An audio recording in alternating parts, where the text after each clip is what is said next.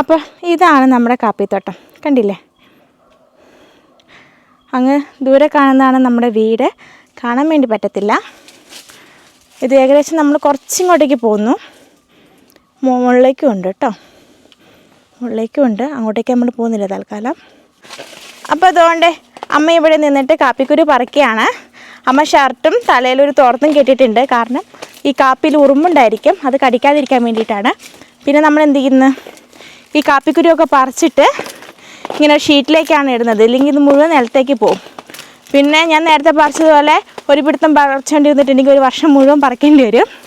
അപ്പോൾ ഇങ്ങനെയാണ് കേട്ടോ കാപ്പിക്കുരു പറിക്കുന്നത്. ഇത് ഏകദേശം ഒരു മഞ്ഞ ഷെയ്ഡ് വീണിട്ടുണ്ട്. ഇത് ഒരു 2 ആഴ്ചയും കൊണ്ട് പഴുക്കും. അപ്പോഴേ നമ്മളിത് പറിക്കത്തുള്ളൂ.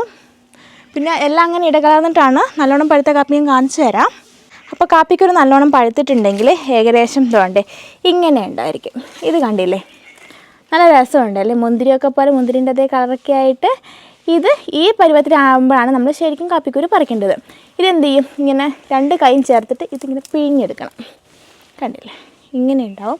ഇത് പറിച്ചിട്ടുണ്ടെങ്കിൽ അങ്ങനെ നമ്മൾ എല്ലാ കാപ്പിയും ഇങ്ങനെ പറിച്ചെടുക്കും കേട്ടോ. പക്ഷേ ഇത് ഇങ്ങനെ ഡയറക്റ്റ് കൊണ്ടുപോയി പൊടിപ്പിക്കുകയല്ല. ആദ്യം നമ്മളിത് ടെറസിലിട്ട് നന്നായിട്ട് ഉണങ്ങുമ്പോൾ ഇതിൻ്റെ കളറൊക്കെ എന്താവും, ഒരു കറുപ്പ് കളറാവും. എന്നിട്ട് മില്ലിൽ കൊണ്ടുപോയിട്ട് നമ്മളിതിനെ ഈ വിത്ത് മാത്രം ആദ്യം തരം തിരിച്ചെടുക്കും. പിന്നീട് ഈ വിത്ത് നമ്മുടെ ആവശ്യാനുസരണം നമ്മൾ എന്ത് ചെയ്യുകയാണ്, പൊടിപ്പിക്കുകയാണ് ചെയ്യുന്നത്.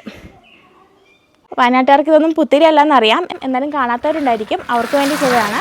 അപ്പം പുതിയൊരു വീഡിയോ ആയിട്ട് വീണ്ടും കാണുന്നവരെ ബൈ.